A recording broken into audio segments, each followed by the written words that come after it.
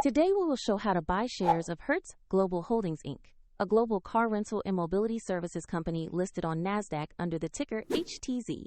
This walkthrough is educational only and not financial advice. Do your own research before investing. You need a broker to trade stocks, and I will use eToro as an example to demonstrate the steps. After registering, you must verify your account, usually with an ID document, and add funds before you can purchase shares. Use the platform's search box and type the ticker HTZ to find Hertz Global Holdings Inc. Select the result that shows the NASDAQ listing to ensure you have the correct stock. On the stock page, you will see basic company details and a price chart for HTZ. Confirm the company name and ticker to make sure this is the right asset before proceeding. To buy, click Invest or Trade.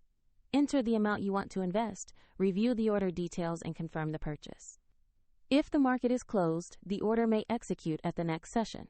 And if you lack sufficient funds, the platform will prompt you to add money before confirming. After execution, your new position will appear in your portfolio where you can monitor it over time. A link to eToro is provided in the description if you want to follow the example shown.